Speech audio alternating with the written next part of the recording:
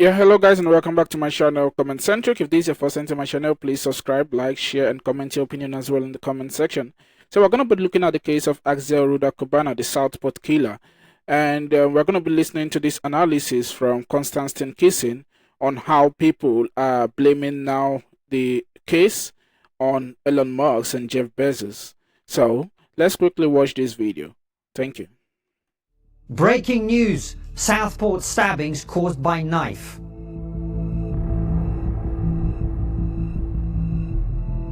Axel Ruda murder of 3 children and wounding of others at a Taylor Swift dance class shocked the nation last summer and served as the spark which ignited the riots. It is therefore with great relief that I can report that the government and their media lackeys have finally worked out what the problem is. Is it the fact that he was referred to PREVENT, the government program designed to identify and de-radicalize potential terrorists on 3 separate occasions? Is it the fact that the police had visited the family home numerous times in the months leading up to the attack? Is it the fact that up to 40,000 potential Islamic terrorists are on a government watch list? These are all reasonable questions, of course, which is precisely why they're not being asked. Instead, Home Secretary Yvette Cooper today explained that it was a total disgrace that the murderer was easily able to order a knife on Amazon despite having a previous conviction for violence and being just 17. The Prime Minister, Keir Starmer, described Ruda as the 2-click killer. The result? Cooper has promised to bring in stronger measures to tackle knife sales online in the Crime and Policing Bill this spring. Rejoice, citizens of Great Britain! Your safety is now assured. And if for some reason you're not satisfied by this approach, help is available. Radio presenter James O'Brien, the undisputed leader of Britain's moron industrial complex, whose job it is to tell normies what to believe in order to avoid the cognitive dissonance of having to face reality, is on hand to help. He begins reasonably enough by pointing out that the killer bought his knife on Amazon. Why is this significant? After all, Ruda could have simply taken a knife from his parents' kitchen, or waited a week for his 18th birthday and bought a knife from any shop in the country. It's significant, O'Brien explains, because Amazon, of course, is owned by Jeff Bezos. Jeff Bezos was sitting in the row behind Donald Trump at the latter's inauguration. Ooh, how quickly the plot thickens. O'Brien continues his stunning bout of investigative journalism by exclusively revealing that one of the thousands of videos Ruda watched before committing his crimes was published on X, which, as you all know, is owned by Elon Musk, who not only got on stage at the inauguration, but did the Nazi salutes, according to James O'Brien. The man who owns the platform that still hosts and holds the footage that the Southport killer looked before he set off to that Taylor Swift dance class. He was not just sitting in the row directly behind Donald Trump. He is the guy that got on stage and did the Nazi salute. Musk, of course, did no such thing, but was instead misrepresented by people like James O'Brien in a way that they would never do with politicians whose views they like and support.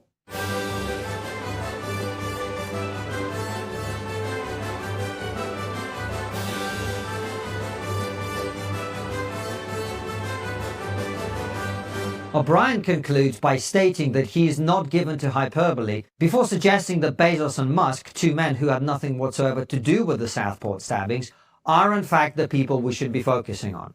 The aligning of these planets is at the very least notable, but what the hell can a British government do to rein them in? Because that is the fight that they've picked. If you are somehow shocked by these developments, I envy you. Those of us who comment on these issues regularly are beginning to see a pattern. In 2021, Sir David Amess, the Member of Parliament for Southend West, was stabbed to death by Ali Harbi Ali, a British citizen of Somali descent with Islamist links. What was the response of David's colleagues? To bang on about online hate as if their friend had been killed by a tweet. The sad reality is that we live in a society that is absolutely determined to avoid unpleasant truths in the false belief that if we bury our heads in the sand, our problems will go away. They won't. Contrary to popular myth, even ostriches do not actually bury their heads in the sand, because it's stupid and it doesn't work. But that won't stop the government from trying and idiots like O'Brien from egging them on. If you So guys, that's it, and you can see from the video, it's just absolutely ridiculous that someone killed someone, and they are leaving the fact aside and blaming two people that has absolutely nothing to do with this murder. So now this guy on the presenter there, I forgot the guy name. The guy reporting there says they should focus on Jeff Bezos, which is the owner of Amazon, where the guy ordered the knife from, and then they should also focus on Elon Musk, which it was his platform in which Axel Ruda Cubana watched his last video on. And like Konstantin Kisin mentioned, he would have he can as well take his parents' knife in the kitchen. Will you blame the parents? And he can as well just watch any video as well on any platform.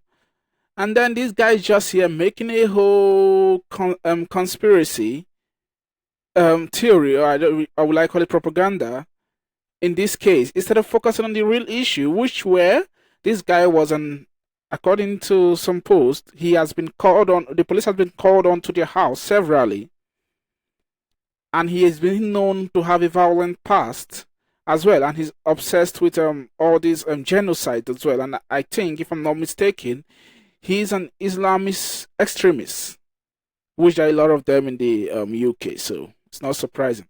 So let's just dive right into the comment section and pick some comments and see what some people's opinion are.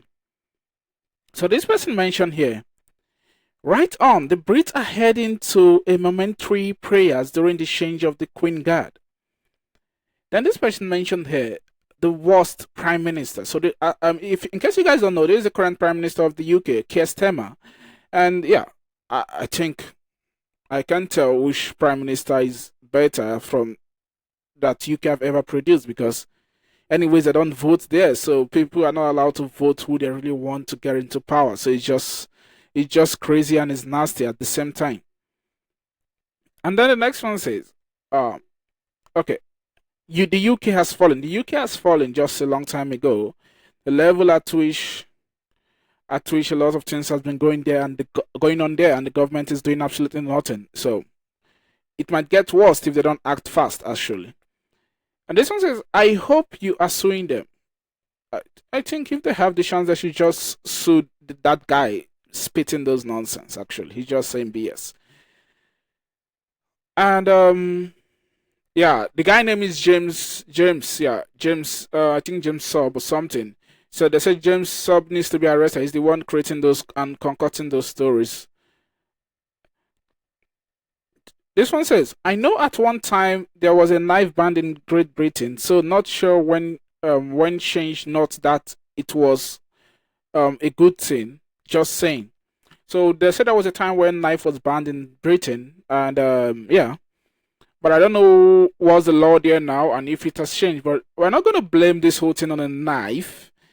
The government should be held responsible for this. And because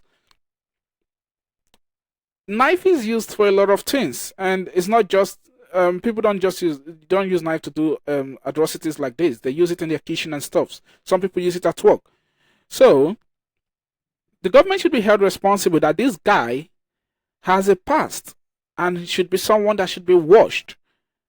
But then nothing has been done all this while, because Britain is just a mess. Something should have been done all this while, and to be able to prevent this, but nothing was done, and everyone was just quiet and ignored the situation. And Herbert said here, God help this country. This one says, not shocked. That country is lost, and we should cut all ties.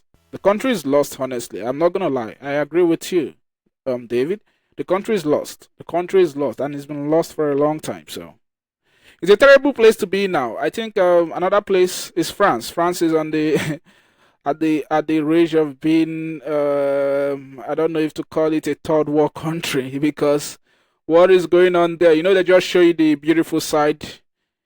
A lot of nasty stuff is happening there with the level at which I can't just tell. This says, listen to the end. And this one says, he bang on he's bang on correct. That's lad. I like his journalism. Yeah, she's talking about Constantine kissing. I love the way she analyzed this whole thing and how the crazy ass journalist was just making stupid conspiracy theory and propagandas and diverting people attention from the main story. This says, I know, right? We must stop Bezos from arming the world with kitchen knives, and while we are at it, the tire irons, baseball bat, and such should be controlled also. You see, there are a lot of things. People might use other things as a form of violence, and not just the kitchen knife.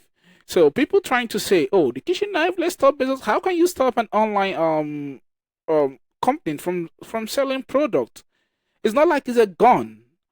It's a knife which people use at home for different things as well, for cooking, for cutting, at work as well. So it's funny. So if you're going to control the knife, you should as well control baseball bats and irons, because those can be turned into weapons. People have killed people with baseball bats also. So it's crazy.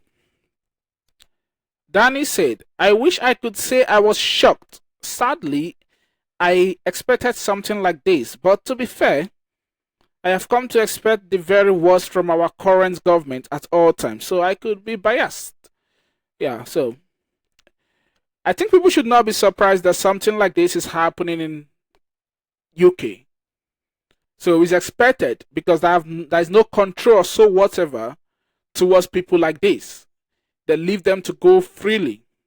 A country that can freely let a rapist go freely, is it?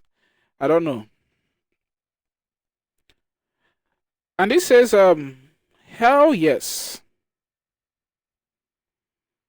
Between these, the rape gangs and the 1950s, waspy women, there is a pattern of no protection for girls and women in UK. And I have to say, this is historical as well. So yeah, this person is mentioning that for a long time it's been going on since 1950s that no protection against women in the UK, and it's something that is historical.